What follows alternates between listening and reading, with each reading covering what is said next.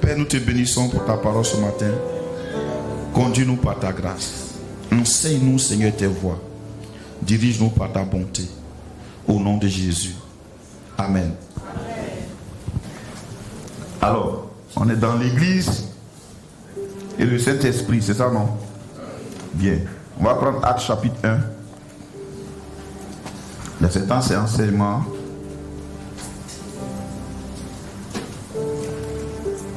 Actes chapitre 1.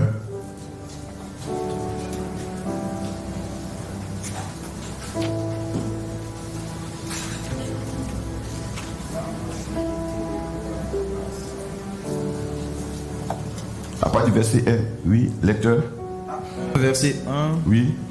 Théophile, j'ai parlé dans mon premier livre de tout ce que Jésus a commencé de faire et d'enseigner dès le commencement, jusqu'au jour où il fut enlevé au ciel, après avoir donné ses ordres par le Saint-Esprit aux apôtres qu'il avait choisis. Bien, attends.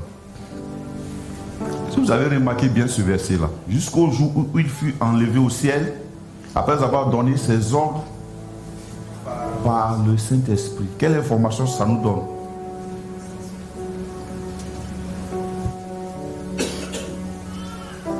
Oui. Quelle information? D'accord. Hein? Quelle information ça nous donne? Il dit, il faut parler par le Saint-Esprit, oui. Peut-être ça c'est la conclusion. Mais quelle information ça nous donne?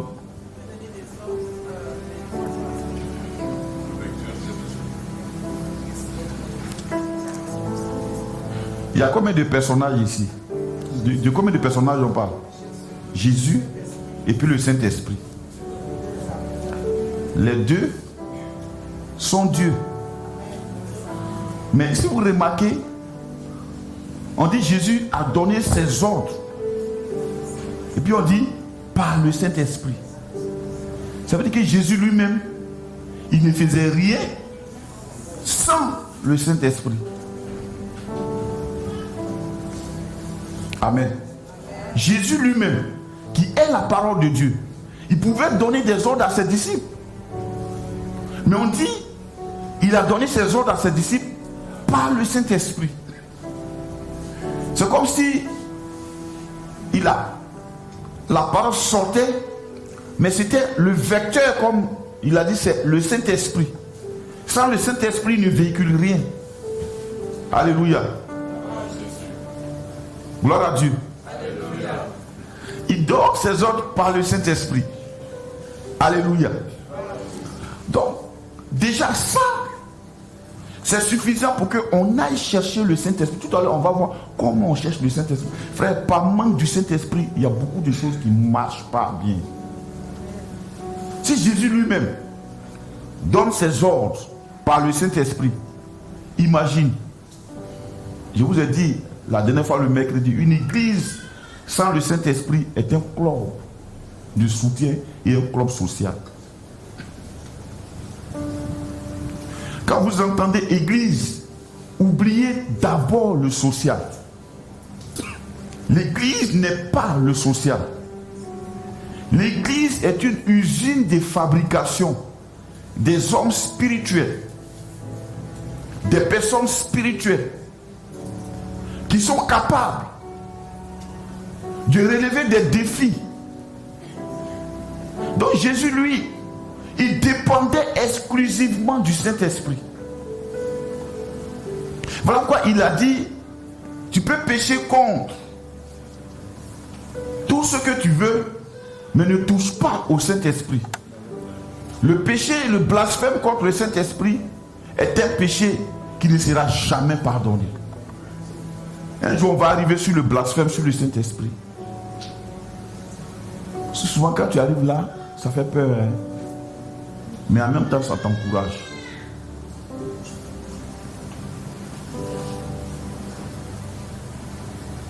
Alléluia.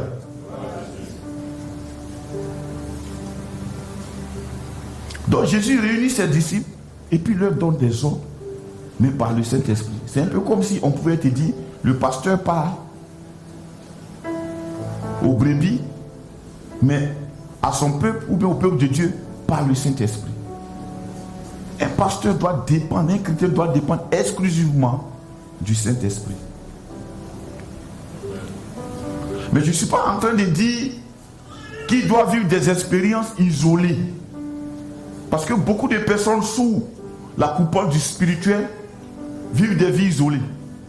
Non, le Saint-Esprit n'est pas un esprit isolé. Le jour où il est venu rendre visite aux apôtres, ils étaient dans la chambre haute, c'était le jour d'une fête.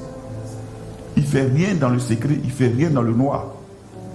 Retenez déjà ça très bien. Le Saint-Esprit ne fait rien dans le noir.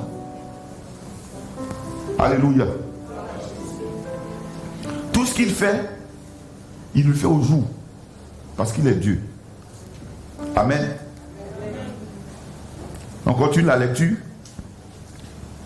Après qu'il eut souffert, il leur apparut vivant et leur en donna plusieurs preuves, se montrant à eux pendant 40 jours et parlant des choses qui concernent le royaume de Dieu. Bien. Donc, quel doit être notre discours quand nous nous réunissons? On doit parler des choses qui concernent le royaume de Dieu. Le royaume de Dieu. Dis avec moi le royaume de Dieu. Le royaume de Dieu, ce n'est pas le paradis, c'est tout ce qui est sous le gouvernement de Dieu. Quand on dit le royaume à Caen, c'est tous les territoires sur lesquels le roi à Caen peut régner, peut avoir son autorité. Donc le royaume de Dieu s'étend du ciel jusque sur la terre. Amen. Donc le royaume de Dieu est quelque chose qui est vaste. Mais il est réel. Ce qu'il faut comprendre là, Jésus était en train de leur parler de eux, leur royaume. Pour leur dire, vous ne faites pas partie de ce royaume terrestre. Pour vous intéresser au gouvernement terrestre.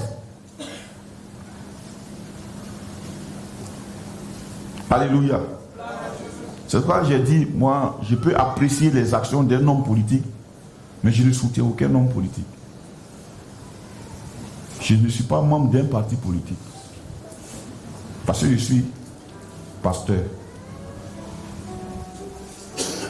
Amen. Gloire à Dieu. Nous avons notre royaume à nous.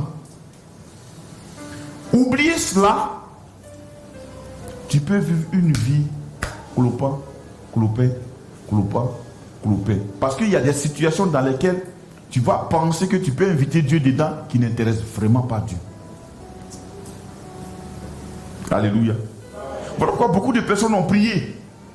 Et puis rien ne s'est passé parce que ça n'intéressait pas Dieu. C'est pourquoi ils priaient.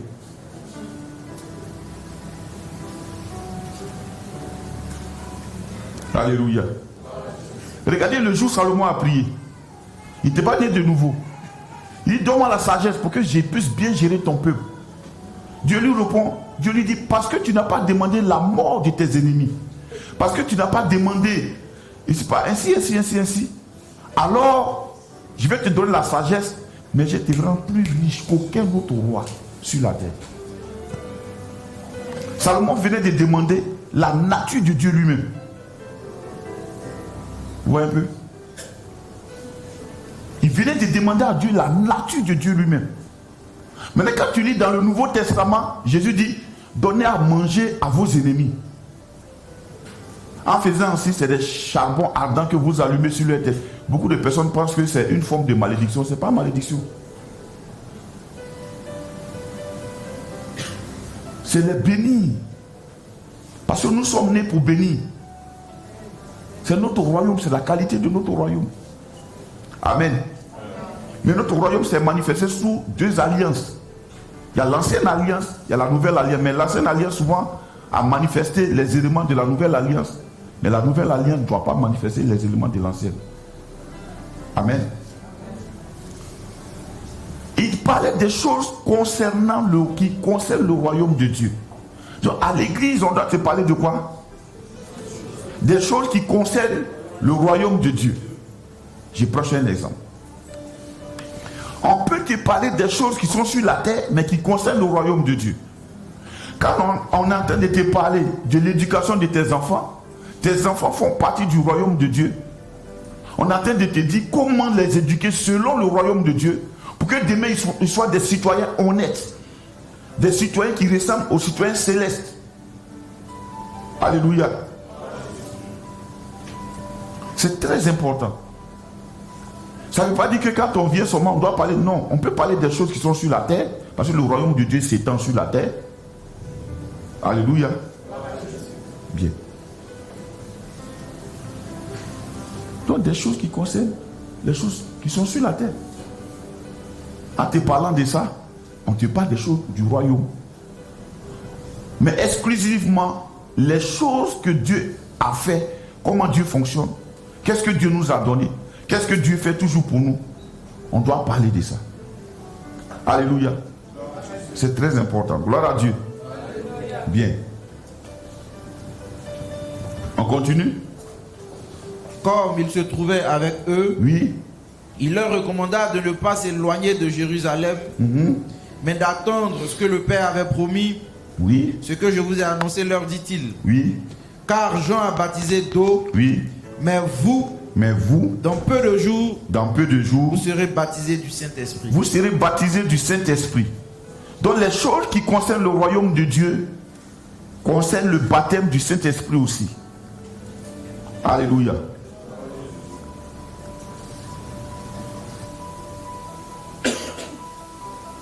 Il faut que tu comprennes qu'on doit te parler des choses qui concernent le royaume de Dieu. Et donc Jésus leur promet, il répète la promesse. Jean a baptisé d'eau. Dans peu de jours, vous serez baptisés du Saint-Esprit. Quelle information ça nous donne?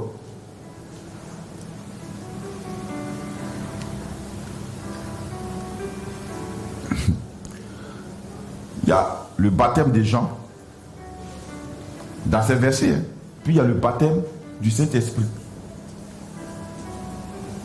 Jean baptisait quoi? L'eau.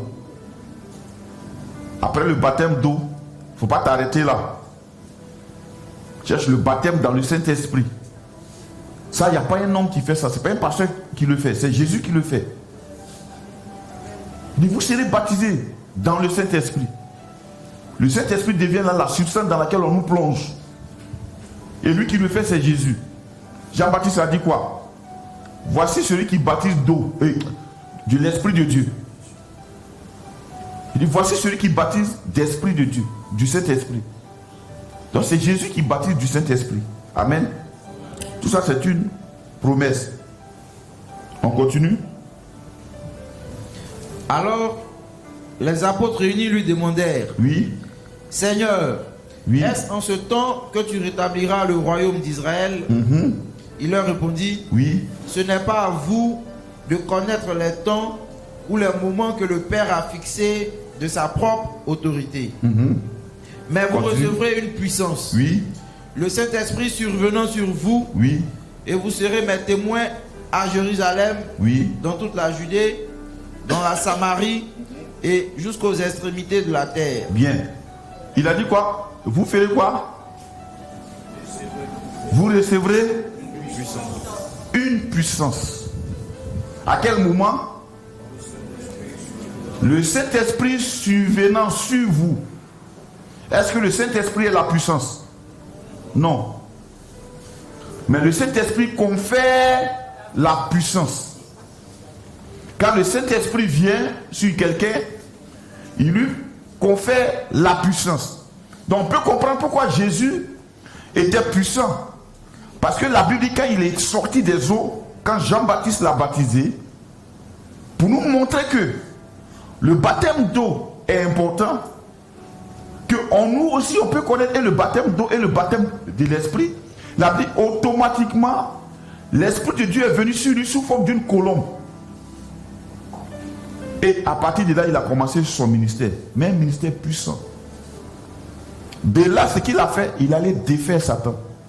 Par quelle puissance? Avec la puissance que lui a donnée, lui a conféré le Saint-Esprit. Donc quand le Saint-Esprit survient sur toi, il te transfère la puissance de Dieu. Mais le Saint-Esprit n'est pas la puissance de Dieu. Le Saint-Esprit est une personne divine. Une puissance est une chose. Le Saint-Esprit parle. Le Saint-Esprit n'est pas la puissance de Dieu. Amen. Mais le Saint-Esprit, quand il est sur toi, il te transfère, il te communique une puissance. Pour faire quoi? On continue. Et vous serez mes témoins. Et vous serez mes témoins. Ça, c'est très important. Et vous serez mes témoins. À Jérusalem. Attends. Vous recevrez une puissance. Le Saint-Esprit surviendra sur vous. Et vous serez mes témoins. Pourquoi il donne? Pourquoi le Saint-Esprit vient sur nous? Non. Le Saint-Esprit vient sur nous pour recevoir la puissance. Pourquoi nous recevons la puissance? Pour être les témoins. Donc le but détermine les moyens. Si nous avons le Saint-Esprit sur nous, que ce n'est pas dans le but d'aller être témoin, il ne donne pas sa puissance. En d'autres termes, c'est ce que ça veut dire. Il nous donne sa puissance pour être des témoins. Je ne sais pas si vous comprenez bien. Pour être des témoins où? À Jérusalem. C'est-à-dire dans la ville, là où ils étaient d'abord. Pour être témoin pour nous-mêmes. Est-ce que c'est pour être témoin pour nous-mêmes? Non.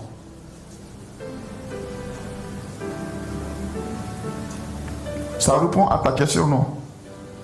Depuis que je suis chrétien, je ne comprends pas ma vie là-même, machin, ma vie, ma destinée, je ne comprends pas ma destinée, ma vie, ça répond un peu. Pour être témoin à Jérusalem, voilà pourquoi il te donne la puissance. Pour être témoin quelque part, il ne te donne pas la puissance pour arranger ta vie. Parce que si tu arranges bien ta vie, tu ne vas pas sortir. On se comprend? Il te donne la puissance pour sortir. Si tu arranges bien ta vie, Jésus, ce n'est pas un gawa. Si parfait ta vie, tu ne sortiras pas.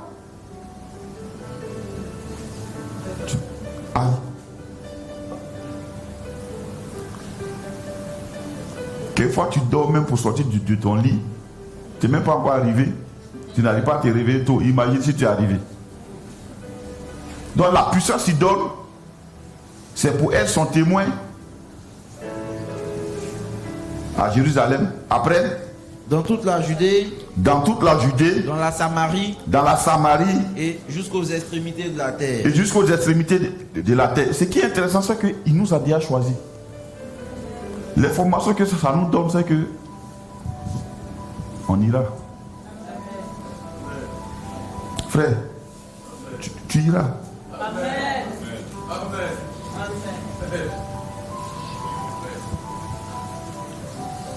Lui, ce qui me plaît, c'est qu'il ne lui ment pas. Il organisera les circonstances pour que tu ailles.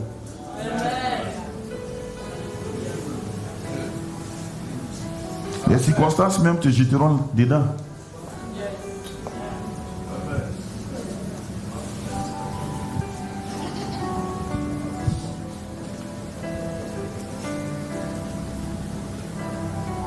Regardez un peu.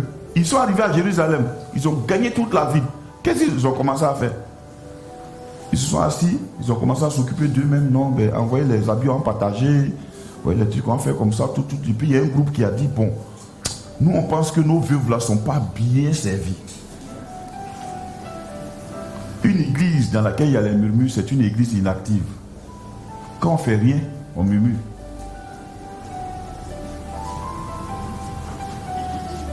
Réunir un groupe de personnes autour de quelque chose pendant une semaine. S'ils ne prient pas, ils vont te renvoyer des problèmes comme ça. Non, quand moi je suis arrivé, lui lâcher, maman, regardez, en tout cas moi je ne comprends pas. Depuis là même là, il commence à se prendre pour je ne sais pas quoi. Vraiment, en tout cas, quand il parle aux gens, il ne sait pas comment il parle. En fait, c'est le signe qu'ils ne font rien. Tourne en rond. Quand ils ont commencé à tourner en rond, Dieu a permis qu'on tue Étienne. Ça, c'est dans la nouvelle alliance. Ils ont tué Étienne. Après, il y a un autre, ils ont tué encore, quoi, Jacques. Jacques. Quand ils ont tué Jacques, ils ont mis en prison, je ne sais pas Pierre ou qui là. Là.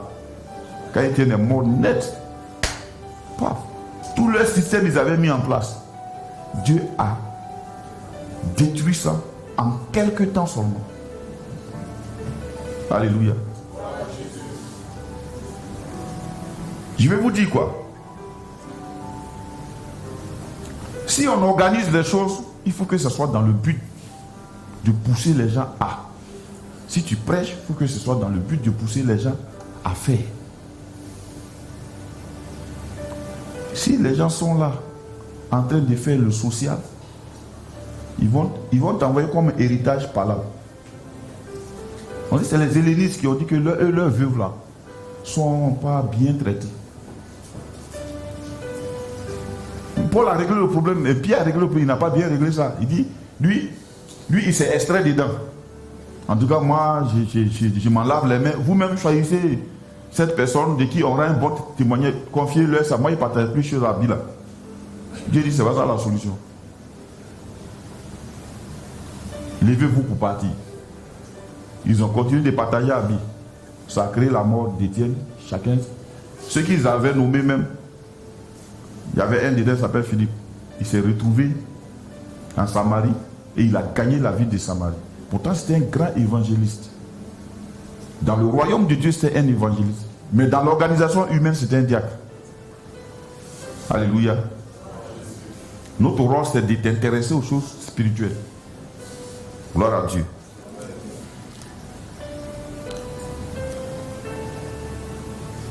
Allons devant. Verset 9. Verset 9.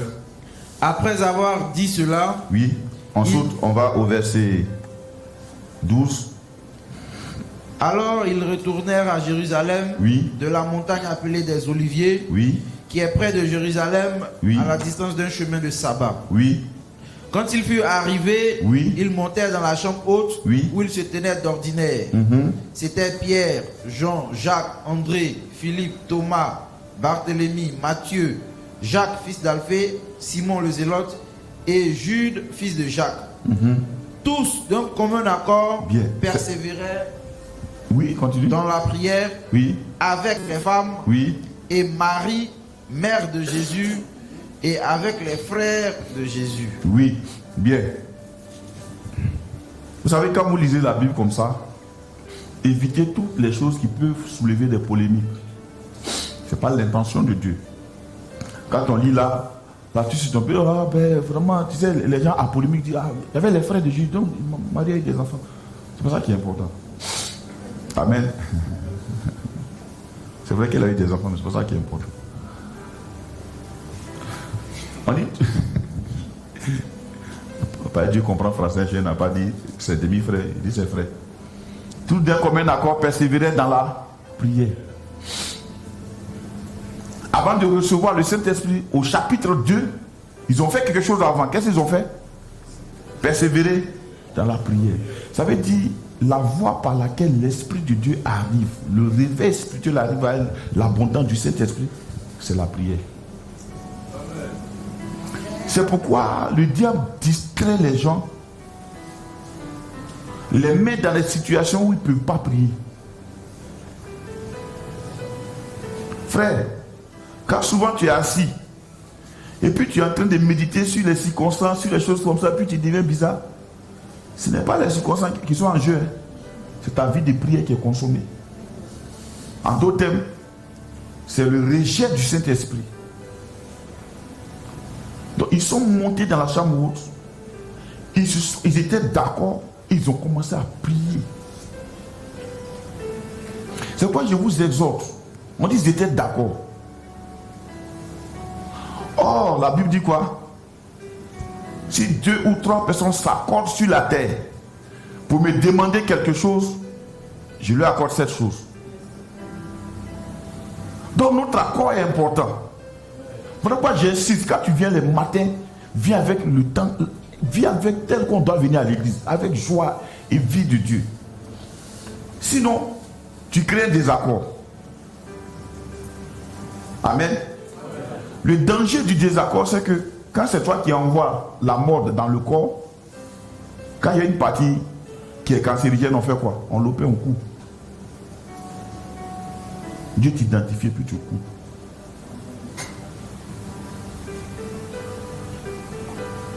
Ils sont montés, ils ont commencé à prier. La prière produit la puissance.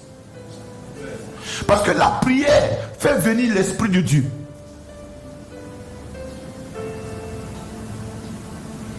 Il ne faut pas personnaliser la prière. Genre, moi j'ai ma façon de prier. Il n'y a pas de façon de prier particulière. La prière, il y a deux langages. Tu peux prier avec intelligence, tout comme tu peux prier en esprit. Alléluia. Mais prie. Prie. Une église qui prie est une église qui s'est engagée dans le réveil. Il n'y aura pas de manque si nous nous mettons à prier. C'est quoi nous voulons cette année-là, nous mettre à la prière. Quand je parle de prière, c'est vraiment prier à les sujets qu'il faut. C'est prier à les sujets qu'il faut. Pas prier. Il y a des sujets vraiment, je m'excuse, qui n'intéressent pas Dieu. Jésus même l'a dit. Il dit cherchez premièrement le royaume. Et toutes ces choses vous seront données. C'est-à-dire que les autres choses là, ce n'est pas les choses qu'on acquiert par la prière. C'est des choses qu'on acquiert parce qu'on a reçu le royaume. Amen. Alléluia. Si le royaume est dans ta main, les autres choses te seront données. Je peux mettre quiconque au défi qui peut dire qu'il a tellement prié que Dieu l'a béni. La plupart du temps, la bénédiction vient au moment où toi-même tu t'y attends le moins. Au moment où toi-même peut-être tu es en bas même spirituellement tu étais. Et ça vient vous. Tu es là, et Dieu est bon. Les bénédictions matérielles ne sont pas le résultat d'une prière fervente. Mais la prière fervente du juste déclenche la provision du royaume. Le royaume descend. Et quand le royaume descend, l'atmosphère change. Les démons se déplacent. Alléluia.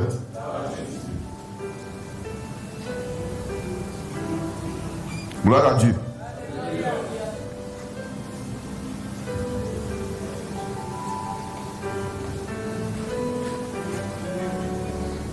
Gloire à Dieu. Donc c'est ça. Amen. C'est la prière. C'est la prière. Alléluia. Si quelqu'un veut expérimenter une vie de l'esprit, qu'il expérimente une vie de prière. Maintenant, la vie de prière nécessite quoi? Un retrait. Dis avec moi, retraite. Ne faites pas les fausses retraites. Il y en a qui font les retraites que quand tout va mal dans leur vie, ils m'envoient Dieu, il va faire quelque chose. Dieu n'est pas une épicerie. Ou quand tu as besoin de pain, puis tu t'en vas là-bas. Le jour que tu n'as pas besoin de pain, ok, bye. Non, non, non, non, non, ça ne marche pas comme ça. Tu te retires pour chercher Dieu lui-même. Pas pour qu'il te donne une solution, tu te retires pour chercher Dieu lui-même. C'était le secret de Moïse. Il dit, Dieu lui dit, il dit à Moïse, Dieu dit dans Nombre, il dit dans Somme, il dit à Moïse, j'ai montré mes voies, mais à Israël mes œuvres. Entre celui qui a les œuvres et celui qui a la voix, qui a les voix de Dieu, qui est plus grand? Celui qui a les voix de Dieu, il est là où Dieu est. Lui qui a les œuvres, il peut avoir les œuvres sans Dieu. Tu peux avoir une bénédiction matérielle sans Dieu lui-même. Or, lui qui a les voix, mon vieux, il a Dieu lui-même. Donc, quand tu vas te retirer, il faut partir. Pas non, j'ai même me retirer parce que vraiment, je sens que je suis coincé dans ce temps. J'ai besoin d'une réponse. Ça, c'est la mauvaise manière de faire. Va chercher Dieu lui-même. Il dit, si mon peuple, celui qui est invoqué mon nom, s'humilie et prie, et cherche ma face. Il n'a pas dit cherche ma main, ma face. Il dit, je lui pardonnerai et je l'exaucerai. Cherche ma face. Donc tu vas à la recherche de la face de Dieu. Ceux qui vont à la recherche de la face de Dieu, arriver là-bas, Dieu lui-même, non seulement il montre sa face, et il te donne le vocabulaire pour les œuvres. Alléluia.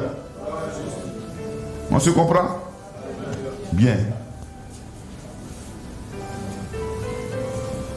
Un homme de prière devient facilement un homme d'esprit.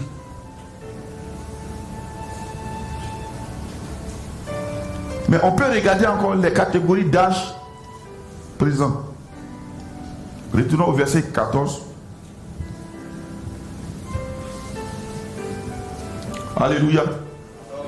Il y avait qui? Tout d'un commun accord. Ils ont cité dit qui d'abord? Les apôtres. Après, il y avait les femmes, Marie, mère de Jésus, et avec les frères de Jésus. C'est une catégorie de personnes. Donc, le Saint-Esprit, on le recherche tous. C'est pas parce que tu es pasteur ou que tu es apôtre que toi tu n'as pas besoin de chercher Dieu. Au contraire, c'est toi-même qui dois chercher Dieu. Quand tu as trouvé Dieu, parce que frère, on peut facilement prendre une formule et puis croire que c'est Dieu. Alléluia. C'est pourquoi j'évite les questions. Ça là, Dieu aime ça ou bien Dieu n'aime pas ça. Je ne sais pas. Parce que Dieu est un Dieu du présent. À l'instant, il peut te dire, va à gauche. Et puis l'instant d'après, il peut te dire, va à droite. Dieu ne fonctionne pas de façon... C'est une personne. Et toi, quand tu te réveilles le matin, ce que tu as mangé hier, c'est la même chose que tu manges le lendemain. Hein? Il a ses sentiments. Vous voyez un peu? Donc souvent les gens disent, c'est pour ça qu'il y a la méditation de chaque jour. Parce que hier, là, c'est mort. Donc il te donne ce qu'il te faut à l'instant qu'il faut. Amen. Donc il y avait les femmes. Là, il n'y a plus à faire de sexe, hein, ces femmes. Les femmes sont là, les hommes sont là. Les frères de Jésus sont là. Ça veut dire que c'est pas affaire de... C'est mon frère descend donc. Dans le ministère, dans le royaume du Saint-Esprit, il n'y a pas lien de sang dedans.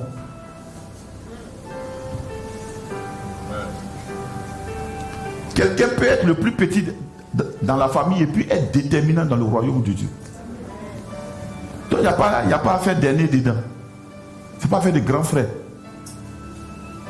Il y avait les frères de Jésus. On ne les a même pas cités par ordre de naissance. On dit eux ils étaient là. De toute façon, c'est Jésus qui était l'aîné. Il n'est plus là. Donc chacun se cherche. Dans le royaume de Dieu, chacun se cherche. Il n'y a pas amis dedans. Donc déjà les amitiés s'arrêtent aux portes du royaume de Dieu. Si tu ne te lèves pas pour aller chercher Dieu, personne d'autre ne cherchera Dieu pour toi. Donc va chercher la face de Dieu. Allons chercher la face de Dieu.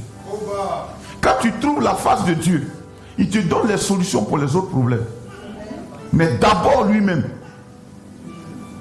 Lui-même. Amen. Amen. On continue. Verset 15. Oui. En ces jours-là, Pierre se leva au milieu des frères. Non, ça va. Amen. On va voir maintenant l'œuvre du Saint-Esprit dans le chrétien. Quand le Saint-Esprit vient, il te donne la puissance. Mais en même temps, il fait une œuvre en toi. Alléluia. Le Saint-Esprit nous révèle la plénitude de la personne de Jésus-Christ. En fait, c'est le Saint-Esprit qui connaît vraiment Jésus.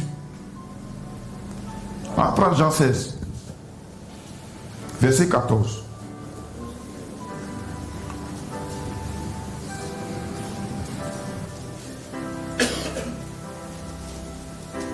Alléluia. Jean 16, verset 14. Oui. Il me glorifiera il me glorifiera. Il parle du Saint-Esprit. Lis après le verset 12 même pour qu'on puisse mieux comprendre. J'ai encore beaucoup de choses à vous dire. Oui. Mais vous ne pouvez pas les porter maintenant. Regarde ce qu'il dit. Il parlait à Pierre, à Jean, à Jacques, aux apôtres. Il dit, j'ai encore beaucoup de choses à vous dire. Mais ce que j'ai à vous dire là, vous ne pouvez pas le porter maintenant. Parce que votre entendement n'est pas encore circoncis par l'esprit. Après, il dit quoi? Quand le consolateur sera venu, Quand le consolateur sera venu, l'esprit de vérité, l'esprit de vérité, donc le Saint-Esprit est un esprit de vérité. Le Saint-Esprit est un esprit de vérité. Mais quand on parle de la vérité, c'est quoi? La vérité, c'est quoi? La vérité, c'est ce qui est. La vérité, c'est ce qui est. Sa nature, c'est ce qui est. Or, la vérité, c'est la parole de Dieu. Et le Saint-Esprit est un esprit de vérité. Et quand il viendra, qu'est-ce qu'il fera? il vous conduira dans toute la vérité. Il vous conduira dans toute la vérité, c'est-à-dire dans toute la parole de Dieu. Le Saint-Esprit vous éclairera pour que vous puissiez mieux comprendre les Écritures. Sinon, vous risquez de répéter les mêmes dogmes-là que les gens ont répétés. Aujourd'hui, les gens ne veulent rien comprendre du tout. Ah, délivrance, et puis tout le monde coupe partout, non. Vraiment, il faut que... Vraiment, il y a les sorciers de ma famille. Mais tu as compris quoi dans la parole de Dieu? Pour toi, qui parle de sorciers, est-ce que toi-même tu es gentil? Toi, tu es méchant. Et puis à cause de toi, tu veux que Dieu tue quelqu'un. Est-ce que tu es bon? Commençons par toi-même, ta nature d'abord. Est-ce que quelqu'un est heureux autour de toi là, tu aimes ça? Pourquoi voudrais-tu tuer les gens? Ils ne veulent rien comprendre du tout. Non, allons, on dit quoi? Non, ça, je te dis, c'est un esprit même des maris de nuit qui me fatigue. Tu as fini de regarder les films pornographiques. Mais c'est évident que tu es les esprits des maris de nuit. Est-ce que ça là c'est quoi? Tu es fatigué qui? Alléluia. Mais non. La Bible dit les sons naissent d'une multitude d'activités. C'est-à-dire que si tu as pensé à une image dans la journée, tu vas la voir la nuit. C'est simple ça. Derrière chaque mot, il y a une image. Derrière chaque image, il y a une manifestation. Il y a un esprit qui se manifeste. C'est comme ça, ça y est. Quelle femme de nuit qui chante, tu chantes depuis là, elle ne va pas. C'est de quel genre de femme?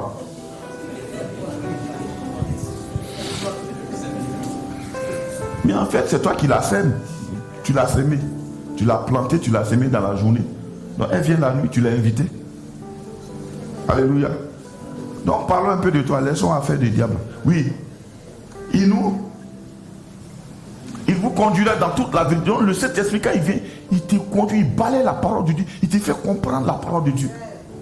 Après. Car il ne parlera pas de lui-même. Car il ne parlera pas de lui-même.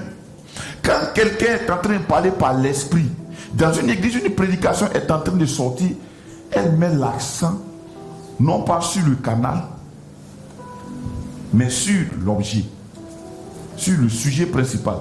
Mais il dira tout ce qu'il aura entendu, et il vous annoncera les choses à venir. Il vous annoncera les choses à venir. Bon, regardez, hein. On dit, il vous conduira dans toute la vérité. Il n'y a pas point, il y a point virgule, c'est-à-dire la phrase continue. Les choses à venir, là, il va vous les annoncer. Il les prend où? Dans la parole de Dieu. Aujourd'hui, ceux qui ont l'Esprit de Dieu peuvent comprendre les temps dans lesquels nous sommes. Mais ceux qui n'ont pas l'Esprit de Dieu, tellement focalisés sur destiné. Un bon matin, le peuple est surpris par là. Le second retour de Jésus. On n'en parle même pas dans les églises. Car il ne parlera pas de lui-même, mais il dira tout ce qu'il aura entendu et il vous annoncera les choses à venir. C'est-à-dire, par le Saint-Esprit, tu peux savoir tout ce qui va se passer en 2023. Il parle aux gens, il dit, vous n'aurez plus besoin qu'un prophète vienne vous parler. Vous-même, le Saint-Esprit vous éclaircira les choses. Il vous conduira dans toute la vérité. Or, quand il te conduit dans la vérité, tu sais discerner le mensonge. Alléluia. On continue.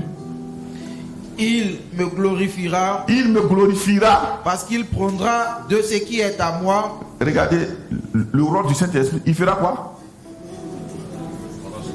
Il fera quoi? Il glorifiera qui? Jésus. Ça veut dire, le Saint-Esprit va venir enlever le couvercle sur la gloire de Jésus. C'est le Saint-Esprit qui connaît et qui révèle vraiment la vraie nature de Jésus. Quand Pierre a prêché, il dit, c'est ce Jésus que vous avez renié. Nous en sommes tous témoins. Mais Dieu a fait de lui Seigneur et Sauveur. Avant ça, Pierre ne le connaissait pas ainsi. Il le connaissait comme un maître. Il l'appelait Rabbi ou bien Rabouni. Rabbi, Rabbi, Rabbi. Mais Seigneur et Sauveur, non. C'est le Saint-Esprit qui enlève le couvercle sur la personne de Jésus. Quand quelqu'un reçoit le Saint-Esprit, son adoration de Jésus change. Si vous voyez qu'on n'adore pas dans nos églises, les gens ne connaissent pas qui est Jésus. Tout ce qu'on fait, on chante. On m'avait dit que je n'allais pas voyager. Je ne sais pas où est tous les gens qui leur disent ça tous les jours. Tu penses qu'il y a le temps de parler de ta vie là? Où est vie là? On m'avait dit que je n'allais pas voyager. Dieu est bon et Dieu. C'est quoi ça? On célèbre un mariage, on dirait c'est un truc. Un mariage est une responsabilité. Un mariage c'est une responsabilité. Dieu nous rend responsables de pouvoir gérer nos maisons, nos foyers. Donc avant d'entrer là-bas, tu dois te conscient que c'est une responsabilité. Il faut cesser de sauter. C'est une responsabilité. Amen. Donc on célèbre des choses, on ne célèbre pas Jésus. On célèbre des choses que Dieu donne, on ne célèbre pas Dieu. Pourquoi? On ne connaît pas Dieu. Le Saint-Esprit est celui qui nous annonce, qui nous donne même la nature de Jésus. Si le Saint-Esprit est quelque part, les gens verront la gloire de Jésus. Alléluia.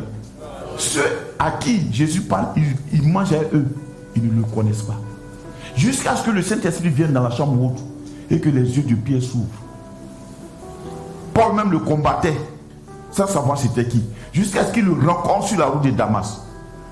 Il a commencé à savoir maintenant qui il est. Alléluia. Donc le rôle du Saint-Esprit, un des rôles, c'est révéler Jésus. Amen. Le deuxième rôle, il nous révèle le travail accompli à la croix. Paul a dit une chose qui est intéressante, mais toujours c'est mal expliqué ces choses-là. Ça crée des problèmes. Hein. Paul dit, vous avez pris note, non? Le deuxième élément là, il révèle le travail accompli par Jésus à la croix. La croix là, quand Jésus est mort à la croix, c'est un transfert qui a eu lieu. Un changement d'état. Alléluia. Ésaïe 53.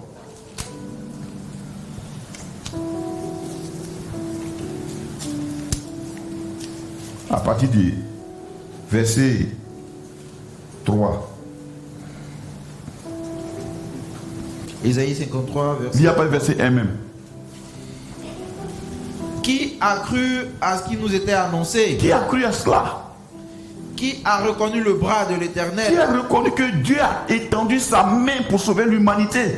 Il s'est élevé devant lui comme une faible plante. Il s'est élevé devant lui comme une faible plante. Pourtant, il n'était pas faible, on dit comme une faible plante. Comme un rejeton qui sort d'une terre desséchée. Comme un rejeton qui sort d'une terre desséchée. Lui-même, il s'est présenté volontairement comme ça. Oui. Il n'avait ni beauté ni éclat pour attirer nos regards. Il n'est pas né dans une situation de beauté et d'éclat pour attirer les regards. Et son aspect n'avait rien pour nous plaire. Et son aspect n'avait rien pour nous plaire. méprisé et abandonné des hommes, méprisé et abandonné des hommes, homme de douleur et habitué à la souffrance, homme de douleur et habitué à la souffrance. semblable à celui dont on détourne le visage. On est en train d'expliquer Jésus au moment où il a été trahi par Pierre, où il a été attrapé, saisi. Quand on l'a saisi là, tellement on l'a frappé, on ne pouvait même pas dire que cet homme-là, on pouvait prendre sa défense. Méprisé des hommes, abandonné de ses disciples. Alléluia. Semblable à celui dont on détourne le visage. Mais ce n'est pas lui qui a guéri quand même. Il a reçu Lazare, non? Mais comment? Lui aussi. Ah! Non, c'est que ce n'est pas lui. Ça doit être son sosie. Au point Jean-Baptiste lui-même a douté de Jésus. Nous l'avons dédaigné. Oui. Nous n'avons fait de lui aucun cas. Nous n'avons fait de lui aucun cas. On n'a pas pensé à ce qu'il a fait. Aujourd'hui, frère, on continue de faire comme ça. Regardez, pour les situations présentes, on oublie que hier même Jésus a fait beaucoup. Pour les situations présentes, on oublie que hier, il était là. On n'a fait de lui aucun cas. Quand quelqu'un a un problème, mon vieux, on dit qu'il n'a jamais touché à quelque chose de Jésus. Et c'est là qu'il perd la foi. Alléluia. On continue. Cependant, ce sont nos souffrances qu'il a portées. Suivez bien. Ce qui s'est passé à la croix là. Ce sont quoi? Nos souffrances. Donc la croix est le transfert de nos souffrances sur Jésus. Toutes nos souffrances ont été mises sur Jésus. Oui. C'est de nos douleurs qu'il s'est chargé. Il s'est chargé de nos douleurs. La Bible n'a pas dit il va se charger. On était déjà dans l'ancienne alliance, dans les prophètes. Et Isaïe voyait déjà le film. Il dit il s'est déjà chargé de nos douleurs. Si je veux bien interpréter ça, tu n'as plus besoin de manifester les douleurs pour dire que tu es vraiment spirituel. Alors quand on prêche Jésus, il y a deux groupes. Il y a ceux qui exagèrent dans la grâce, qui trouvent qu'on a tellement de grâce qu'on s'en fout maintenant. Puis il y a ceux qui pensent que non, Jésus vraiment, il faut qu'on souffre comme lui. Ce sont nos douleurs qui s'est chargées et nous l'avons.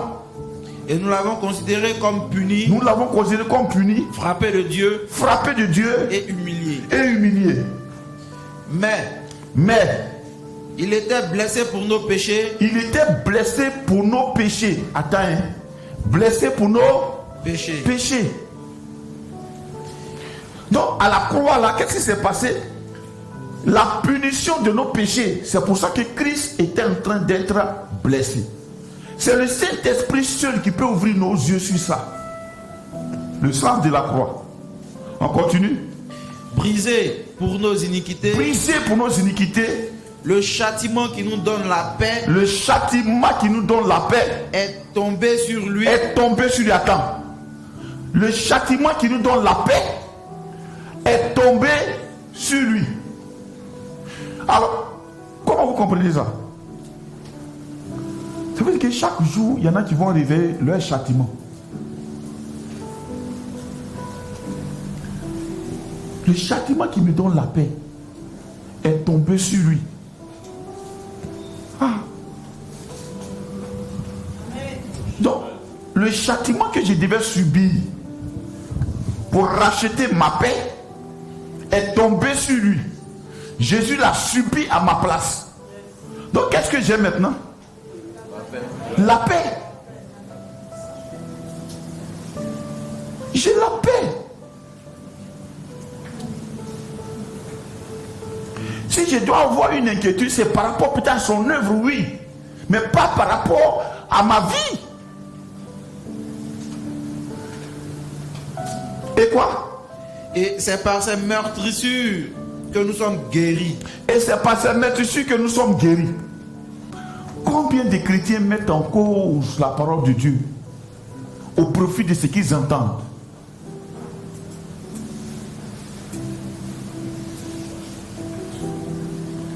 Mais quand il y a un problème, tellement ils croient que le problème est tellement grave même que leur Dieu.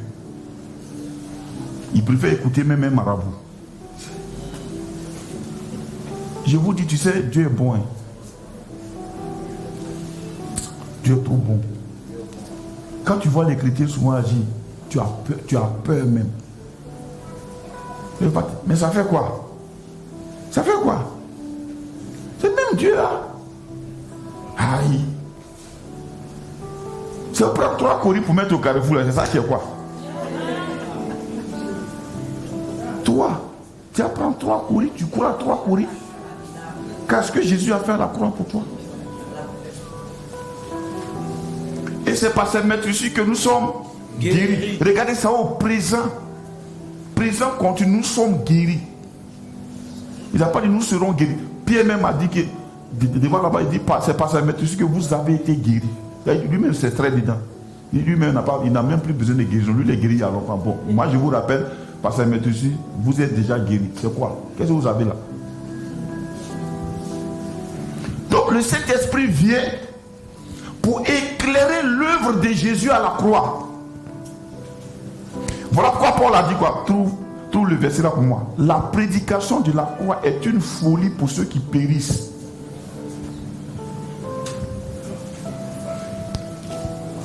Je crois que c'est dans Corinthiens. Romains, ok. La prédication de la croix est une folie pour ceux qui périssent. Mais pour ceux qui sont sauvés, c'est une puissance de Dieu. C'est dans Corinthiens, non? Bon. 1 Corinthiens 1, 18. On lit 1 Corinthiens 1, 18, frère. Car la prédication de la croix. Car la prédication de la croix, quand on dit prédication de la croix, c'est pas notre croix. C'est prédication de la croix de Jésus. Quand je prêche aux gens que Jésus a déjà pris vos souffrances à la croix, il est mort pour vous sauver. Il est mort, il a été meurtri dans son âme, dans sa chair, dans son corps, pour nous donner la guérison parfaite et totale. Quand je suis en train de dire ça, pour quelqu'un qui n'est pas dans la liste du salut de Dieu, c'est une folie. De quoi tu parles? Est-ce que tu connais mon histoire? Hein? Bon, quel péché toi tu as commis plus que Barabbas? Hein? Aïe. Lui c'est un séditieux. C'est-à-dire lui c'est l'État même il soulève. C'est un brigand des grands chemins. Maintenant, quel péché toi tu as commis plus que le brigand à la croix? À qui Jésus a dit, bon, aujourd'hui même, on irait au paradis, main dans la main.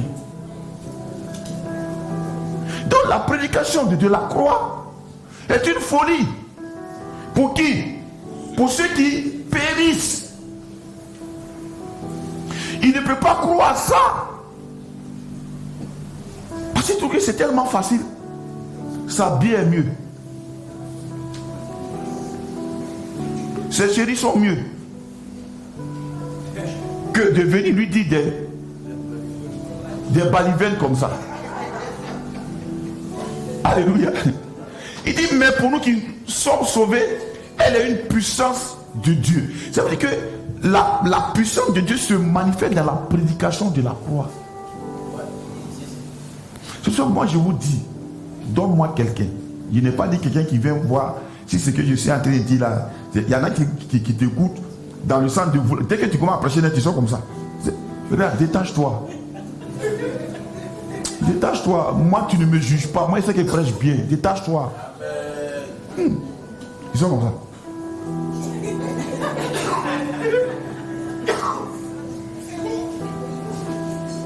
Donne-moi quelqu'un. Un mois. Il n'a qu'à m'écouter. Je dis bien, il n'a qu'à m'écouter. Pas. Surtout pas moi, mais ce que je vais dire provenant de la parole de Dieu là. Donne un mois à quelqu'un qui a la Bible. Si tu veux, enferme-toi toi-même avec la Bible un mois. Si tu sors là, enferme-toi avec ce livre un mois. La prédication de la croix, le Saint-Esprit vient, il t'explique comment est-ce que tu as été sauvé. Est-ce que tu n'as plus besoin de ce folklore-là? quelqu'un qui est réellement converti, qui a reçu Jésus, qui a accepté Jésus? Non. Il y a des choses qu'on ne peut pas trouver chez lui. Alléluia. C'est une puissance, elle est une puissance de Dieu. Donc le prédicateur, je vous prépare à aller prêcher. Quand vous partez prêcher là, quand vous expliquez la croix de Christ, la puissance de Dieu se dégage. Moi je me rappelle, la majorité des gens que le Saint-Esprit a délivrés dans mon ministère, ils étaient assis face à moi comme ça, face à face. On a parlé.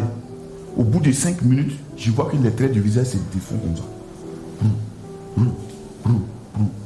10 minutes après, la personne commence à chanter. Qu'est-ce qui s'est passé? Prédication de la croix.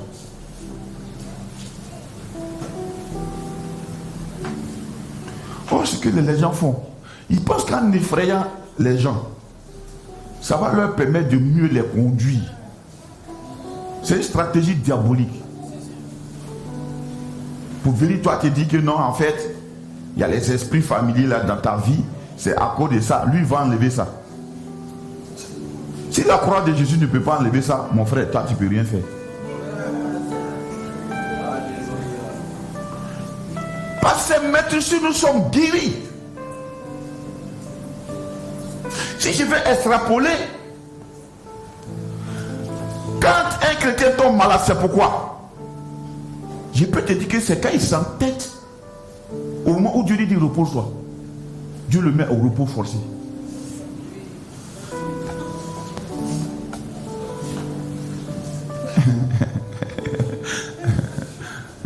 Souvent tu cours partout, Dieu dit repose-toi. Non, il faut dire. Un bon matin, tu es déchargé, mais puis tu es couché là. On dit que c'est un palu, on met un ballon. Tu es couché sur l'hôpital, tu as été reposé.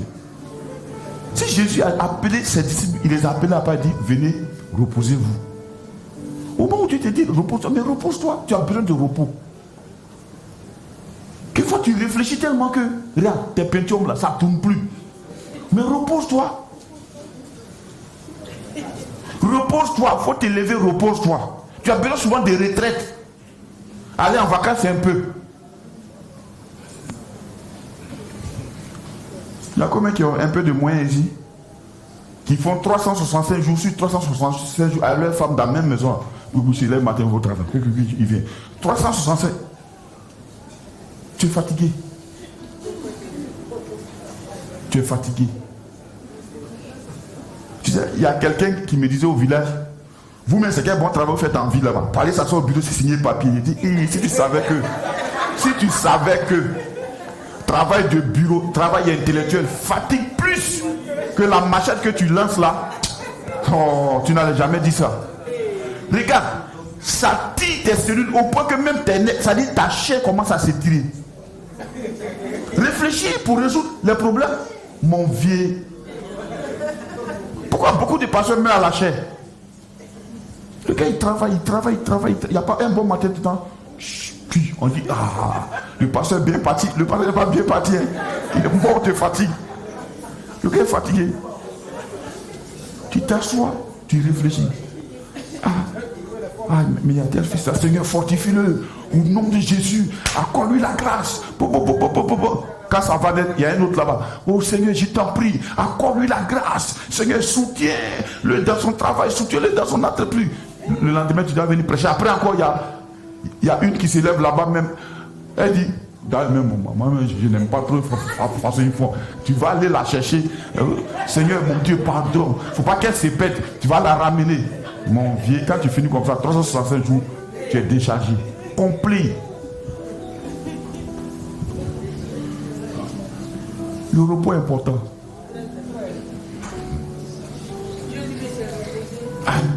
Dieu lui-même s'est reposé 7e jour. Lui, il a un jour par semaine. Lui, Dieu lui-même a dit Dieu n'a pas travaillé un mois avant de prendre un mois de congé. Chaque semaine, lui prend un jour. Chaque semaine, lui prend un jour. Chaque semaine, lui prend un jour. Mon frère, tu es Rambo bien.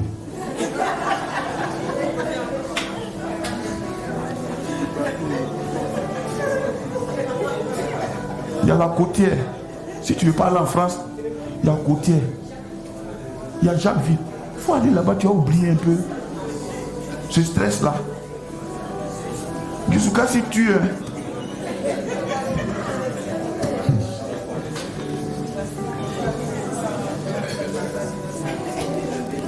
Alléluia. Donc c'est le Saint-Esprit qui nous révèle totalement le travail accompli. Donc quand les gens ne font pas ça, ils vont venir toi te dire, non.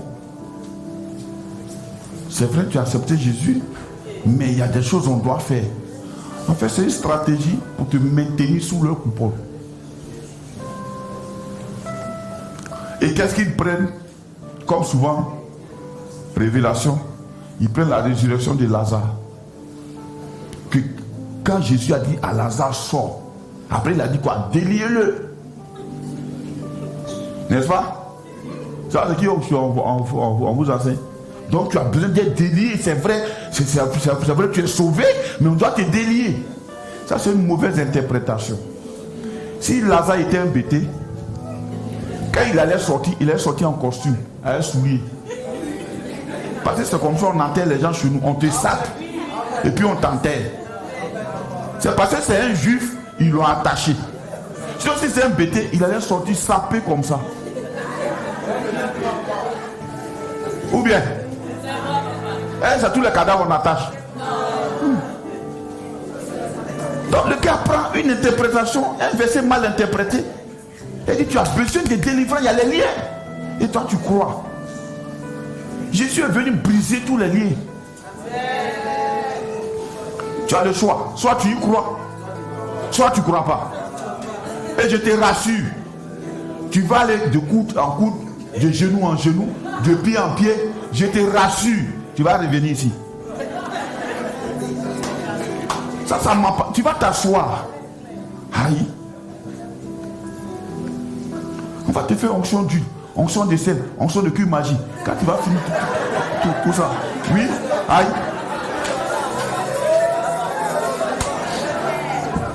Ah ouais. Oui. Ils ont transformé ça même en ministère. Chasser les démons. Ça, c'est l'apanage de ceux qui croient en la mission que Dieu leur a confiée. Quand on va dehors là, on chasse les démons.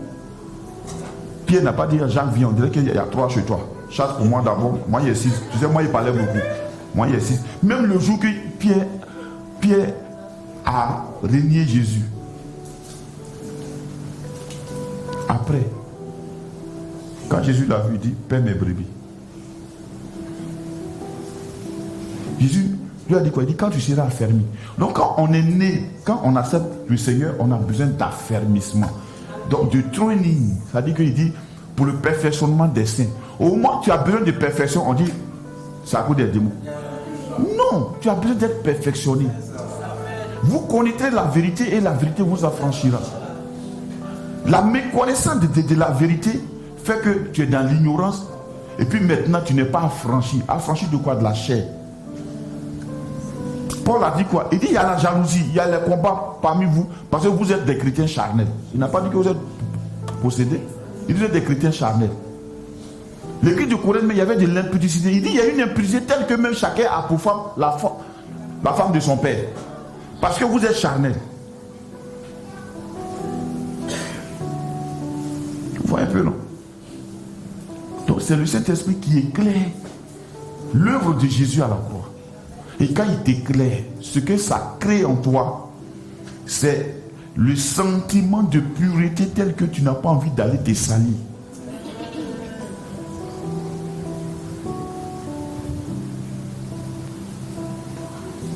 Ce matin-là, si on te donne une assiette dans laquelle il y a l'eau sale et puis on dit verse, tu as versé ça comment? Hein? Tu as attrapé ça comment? Hein?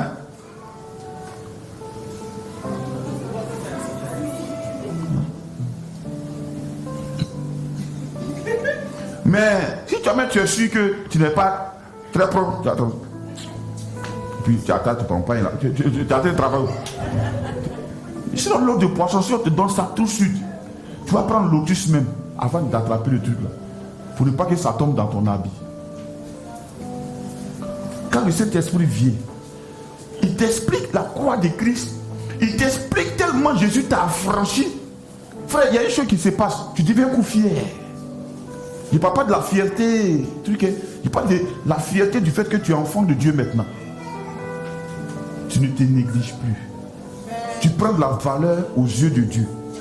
Et tu commences à préserver ta pureté. Ton langage change. Ta façon de faire dans les choses de Dieu change. Tu deviens tout de suite celui qui prend de l'ascension. Tu as les solutions aux problèmes des gens. Tu ne vois plus tes propres problèmes. C'est le Saint-Esprit qui le fait. Amen. Le Saint-Esprit nous révèle aussi dans l'accomplissement, dans la révélation de la croix de Christ, il y a deux choses. Il nous révèle le travail accompli. Il nous révèle aussi la défaite de Satan. Parce que tu peux toujours croire que Satan n'est pas défait. C'est aujourd'hui les gens qui ont donné à Satan toute sa puissance. Colossiens 2. Regardons ces réalités-là.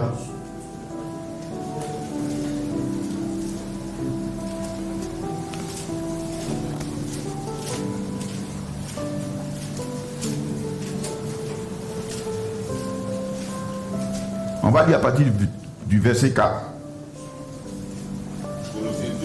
Oui. Je dis cela afin que personne ne vous trompe. Afin que personne ne vous trompe. Par des discours séduisants. Par les discours séduisants. Oui. Car si je suis absent de corps. Si je suis absent de corps. Je suis avec vous en esprit. Je suis avec vous en esprit.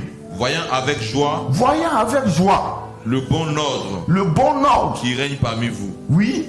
Et la fermeté de votre foi. Et la fermeté de votre foi en Christ. Paul parle à ses enfants spirituels qui sont dans l'église de Colosse. Il n'est pas là. Mais le témoignage qui lui revient, il leur écrit pour leur dire, continuez ainsi. Il dit, je suis avec vous en esprit. Donc Paul est quelque part. Et puis il les voit en esprit. Qu'est-ce qu'il voit? Voyez avec joie le bon ordre qui règne parmi vous. Là où il y a le Saint-Esprit, il y a un ordre naturel. Pourquoi? Le Saint-Esprit te pousse toujours à laisser les autres devant. Quand quelqu'un est rempli du Saint-Esprit, dans la formation des disciples, on appelle ça donner la main, faire la passe. Il n'est pas pressé de prendre les premières places. Il est toujours prêt à servir. Quand il y a le Saint-Esprit en quelqu'un, c'est lui qui est prêt à balayer. Il est prêt à servir. Quand quelqu'un n'a pas le Saint-Esprit, il monte à table. Et puis on lui sert maintenant. Tu l'as assis. Ça c'est la table vraiment des révérends.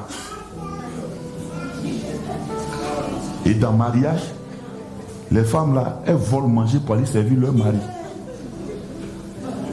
C'est le signe des œuvres charnelles. Tu es sauvé, mais tu es charnel.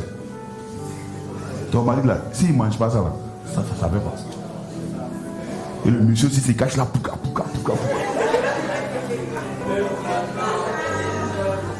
Quand le Saint-Esprit, il y a un bon ordre. Il y a un ordre qui règne. Oui, je vous dis mes enfants, soyez excellents. Je vous dis toujours, quand on organise un mariage, quand il y a une fête ici, laissez les gens qu'on a invités manger. Donnez-leur la place. Ils n'ont qu'à manger, ils n'ont qu'à bien manger, ils n'ont qu'à être heureux. Nous, on peut rattraper les choses après. Si tu veux même là, on va payer pour là à côté. On te fait ça, tu as mangé. Mais pour de la nourriture, ne garde pas le nom de Jésus.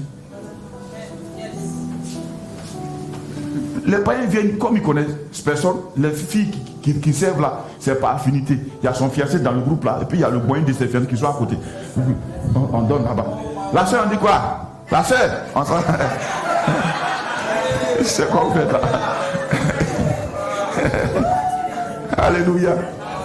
Mais ça se passe, frère. Mais on pense qu'on est en train de bien faire. Non, ne faites pas ça. Dis au fiancé, tu es noble. Le Saint-Esprit rend noble.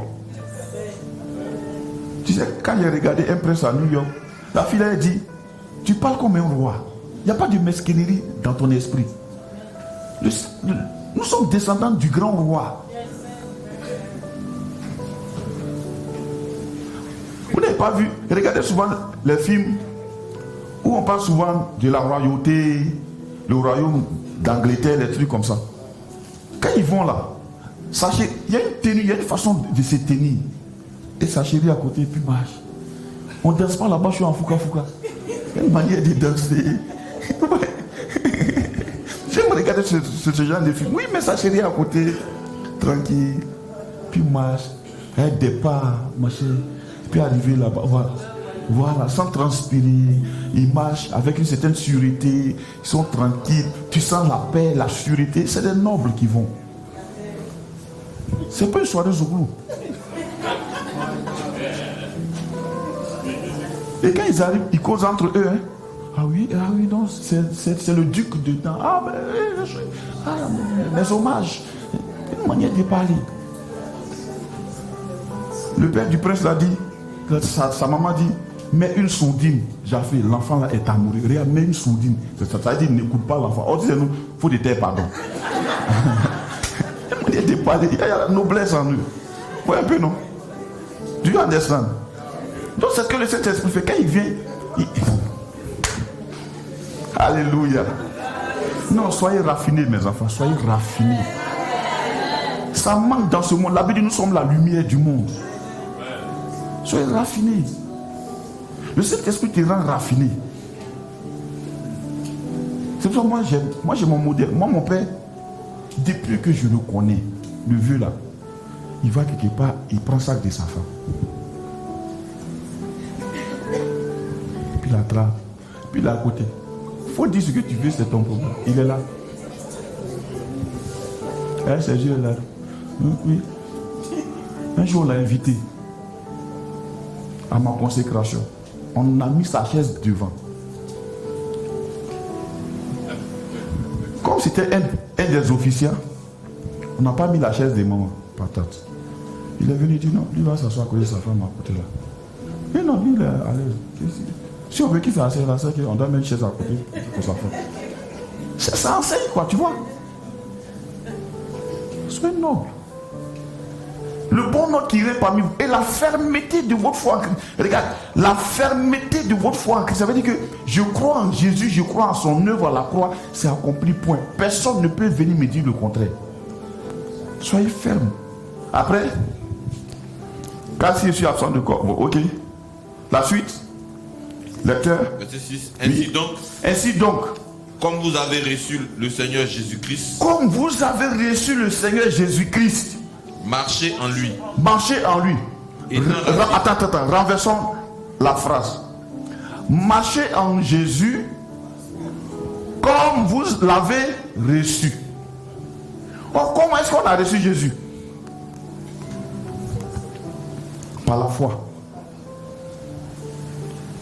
On a reçu Jésus par la foi. Paul dit, tel que vous avez reçu Jésus par la foi, marchez aussi dans la même foi. En d'autres termes, si tu as reçu Jésus, on t'a pas, je ne sais pas moi, versé celle dessus pour que tu le reçoives, tu l'as reçu. Tu as répété une phrase simple, je crois en toi comme Seigneur sauveur personnel, je te reçois, et que tu crois dans ton cœur que tu es sauvé, alors ce que tu as reçu là, continue de marcher comme ça. Ne commence pas par la foi pour aller terminer par les œuvres ou bien par la chair. Tu as reçu Jésus par la foi, aujourd'hui on te dit que non. Il faut que vraiment tu utilises la machette spirituelle. Découpons les ennemis. Tailler, et couper, et détruire. Ça devient maintenant décalé, coupé dans l'esprit. C'est pas mauvais, mais c'est pas ce que la Bible dit. On continue. Ainsi donc, comme vous avez reçu le Seigneur Jésus-Christ, oui, Marchez en lui. Marchez en lui. Étant enraciné et fondé en lui. Étant enraciné et fondé en qui? En Jésus-Christ. Oui. Et affermi par la foi. Et affermi par la foi. Or, la foi vient de ce qu'on entend. Donc, affermi dans la lecture de la parole de Christ. De la même manière, la foi vient de ce qu'on entend. Ce qu'on entend qui vient de la parole de Christ. L'incrédulité aussi vient de ce qu'on entend. Ce qu'on entend qui ne vient pas de la parole de Christ. Qui t'a parlé? Ou bien qui te parle? On continue. Étant enraciné et fondé en lui. Oui. Et affermi par la foi. D'après les instructions qui vous ont été données. Et abondé en action de grâce. Abondé en action de grâce, oui. Prenez garde. Prenez garde. Que personne ne fasse de vous sa proie. Que personne ne fasse de vous sa proie. Par la philosophie. Par la philosophie. Et par une vaine tromperie. Par une vaine tromperie. S'appuyant sur la tradition des hommes. S'appuyant sur la tradition des hommes. Sur les rudiments du monde. Et sur les rudiments du monde. Et non sur Christ. Et non sur Christ. Vous comprenez un peu? Et non sur Christ. Ça veut dire maintenant que tu as reçu Jésus, tu es responsable d'entretenir ta marche avec Dieu. Il ne faut pas laisser n'importe qui te parler de n'importe quoi. On continue. Car en lui habite corporellement qui? En Jésus-Christ. En Christ habite corporellement toute la plénitude de la divinité. Toute la plénitude, tout ce qui peut être Dieu habite corporellement en Jésus-Christ. Oui. Vous avez tout pleinement en lui. Vous avez tout pleinement en Jésus. Qui est le chef de toute domination. Il est le chef de toute domination. Stop, le chef de toute domination. Ça veut dire que quand toute domination voit Jésus, qu'est-ce qu'elle fait? Garde à vous. Garde à vous. Oh, lui devant qui on fait? Garde à vous. Habite en toi. Donc quand on te voit venir les dominations, toute domination, il est le chef de toute domination, de toute autorité.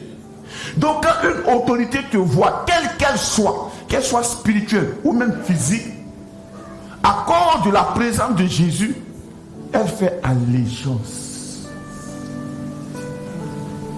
Imagine quelqu'un qui a compris ça. Comment il marche dans ce monde? La tête haute, avec sûreté, avec assurance. Alléluia. On parle là de Jésus, mais vous voyez comment le Saint-Esprit décrit Christ. On continue. Et c'est en lui. Et c'est en lui que vous avez été circoncis. Que vous avez été circoncis, fabriqué. Oui. D'une circoncision. D'une circoncision. Que la main n'a pas faite. Que la main n'a pas faite. Mais de la circoncision. Attends. Que la main n'a pas faite. Ça veut dire que quand tu deviens chrétien, il n'y a pas la main de quelqu'un dedans. On continue. D'une circoncision que la main n'a pas faite. Oui. Mais de la circoncision. Oui. De Christ. Oui. Qui consiste dans le dépouillement du corps de la chair. C'est-à-dire quand le Saint-Esprit vient en toi, quand Christ habite en toi, il y a un dépouillement du corps de la chair. On continue. Il met 2 points. 2 points. Ayant été enseveli avec lui. Ça veut dire quoi? Tu as été enseveli. Ton corps est mort. Ta chair est morte. Ayant été enseveli avec lui par le baptême, oui. Vous êtes aussi ressuscité en lui. Vous êtes maintenant qui? Ressuscité en lui. En lui. Et avec lui. Et avec lui. Donc, quand tu es ressuscité en lui et avec lui, tu es où? Tu es en lui. Pour t'atteindre, on doit faire quoi? Hein? On doit faire quoi? On doit faire quoi? On doit faire quoi? Voilà, éventrer Jésus. Le tuer, l'éventrer, te fait sortir. My God, qui peut faire ça?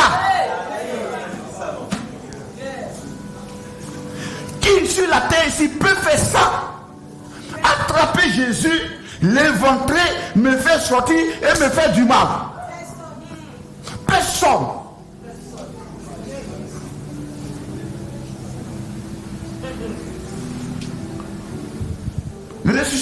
avec lui. Par quoi? Par la foi en la puissance de Dieu qui l'a ressuscité des morts. Paul dit quelque part, la même puissance qui a ressuscité Jésus. Est-ce que vous savez que le jour de la résurrection de Jésus, Dieu a utilisé toute sa puissance. C'est ce qui a été déployé. Il dit c'est cette même puissance qu'il a déposée en nous. Amen. Il dit. On continue. Vous qui étiez morts par vos offenses. Oui, on était morts par nos offenses avant. Oui. Et par l'incirconcision de votre chair. Oui. Il vous a rendu à la vie avec lui. Il vous a rendu à la vie avec lui. En nous faisant grâce. En nous faisant grâce. Pour toutes nos offenses. Pour toutes nos offenses. Il nous a fait quoi? Grâce. Pour toutes nos offenses. Passées, présentes, futures. Christ nous a fait grâce. Et nous sommes ressuscités avec lui. Il ne nous a pas fait grâce pour nous déverser dans la nature comme ça. Mais il nous a fait grâce en faisant en sorte que nous habitions en lui. Amen. Amen. Oh, j'aime la Bible. Quand j'ai lu comme ça, c'est comme si, tu vois, l'onction, c'est... Oh, on continue, oui. Il a effacé. Suivez-la là bien. Il est en train de décrire Satan. Il a effacé l'acte légal dont les ordonnances nous condamnaient. Dont les ordonnances nous condamnaient. Et qui subsistait contre nous. Et qui subsistait contre nous. Stop. Cet acte-là, c'est quoi? C'est un acte légal qui contient les ordonnances qui subsistaient contre nous. C'est tous les actes que tu as posés. Depuis que tu es né, avant même ta naissance. Ce que tes parents ont fait. Tout est dans un registre légal. Quand Christ est venu, il est mort à la croix, ce registre a été déchiré.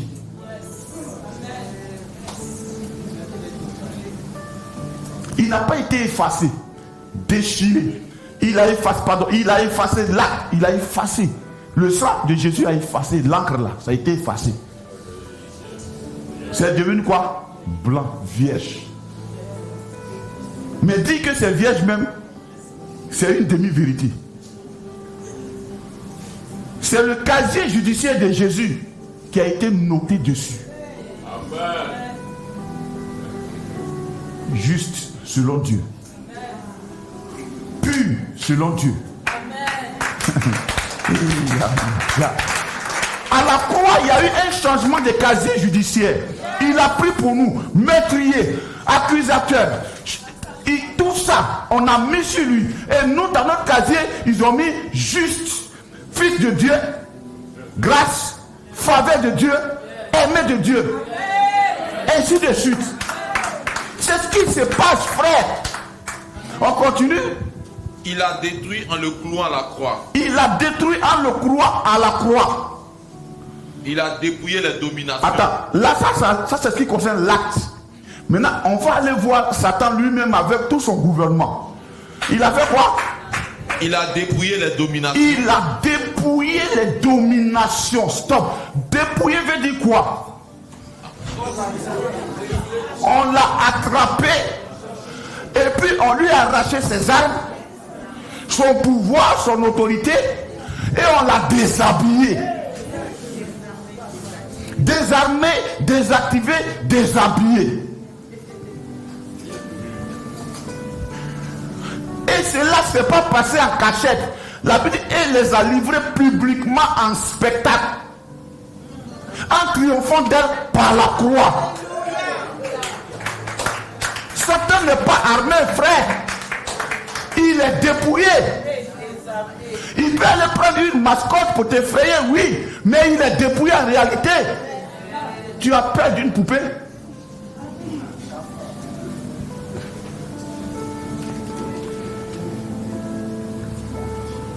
Le Saint-Esprit dévoile que Satan est vaincu, dépouillé, dépouillé. Il n'a plus rien. C'est nous-mêmes qui lui attribuons tout ce que nous on croit qu'il est en train de faire. Et c'est par là, beaucoup d'hommes veulent attraper les âmes des gens en les effrayant. Quand tu es face à un évangile qui effraie, ça ne vient pas de Dieu. Dieu ne nous sauve pas à nous effrayer pour dire tu vas mourir. Non, il te présente son amour. Parce que Dieu t'aime vraiment. Satan est dépouillé. Voilà pourquoi même quand il allait voir Adam et Ève, il n'est parti à aucune arme parce qu'il ne pouvait pas.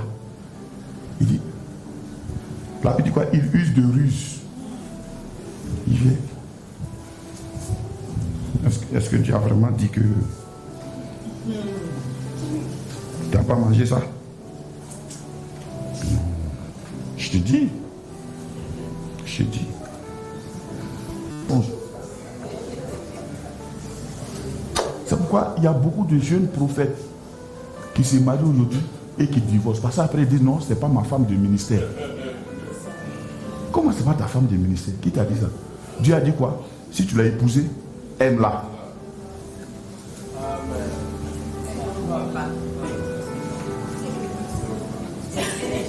C'est fini.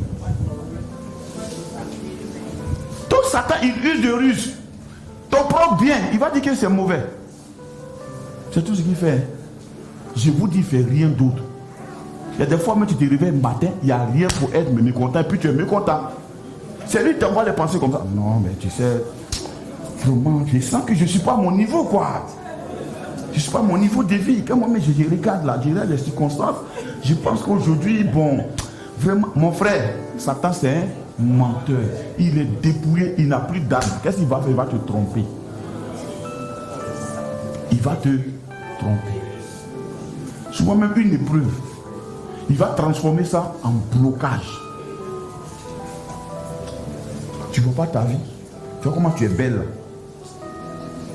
Il y a un blocage. Il y a un blocage. Il faut qu'on prie pour enlever le blocage. Bon, pour ça, il faut qu'on te lave. Le bidon là, ça fait 300 000. Ton âme est moins chère. Vraiment, ton âme est très moins chère. 300 000 pour ton âme. Hein? On a été racheté un grand prix et puis toi tu vends pour toi à 300 000. Alléluia. Et c'est souvent aux filles, on dit ça. Hein? Quand on regarde, ou bien un jeune homme qui a fini études, Dieu veut l'affermir par rapport au poste qu'il va lui donner. Jésus dit, quand tu seras affermi, affermis tes frères. Dieu positionne quelqu'un qui est affermi pour gérer les choses. Toi, tu es destiné à gérer beaucoup de personnes. Donc, il est en train de te formater. Mon chemin, il a trop duré. Papa, vraiment, il faut voir. Il faut sciencer. C'est moi, vraiment, Dieu l'a dit, c'est comme ça. Il faut laisser sa main, tu vas voir. Tu vois, Satan est gentil. Regarde, si tu laisses la main de Dieu, il va pas te donner un travail. Il va te convaincre qu'en fait, ça vient, quoi. Ça allait. C'est ce qu'il va te dire, Satan. En Dieu, au moins, tu te réjouissais. Mais là-bas, là, tu as comment boire.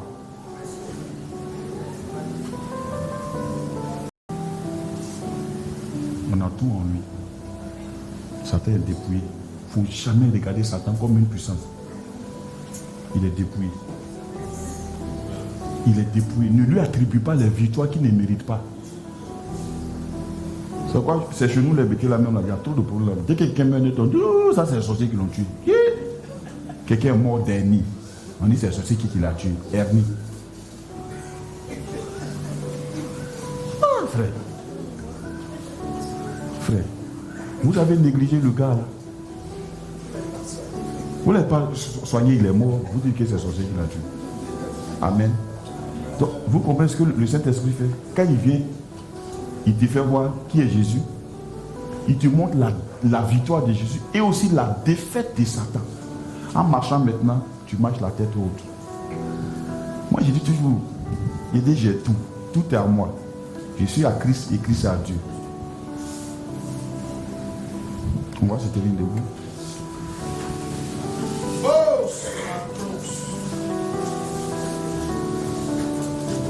Tu vas répéter après moi. Seigneur Jésus, Je sais qui tu es. Et je sais aussi de quoi tu as fait de ma vie. Je suis mort en toi. Et ma chair a été crucifiée avec toi. J'ai été enseveli avec toi. Et je suis ressuscité avec toi. Je vis en toi.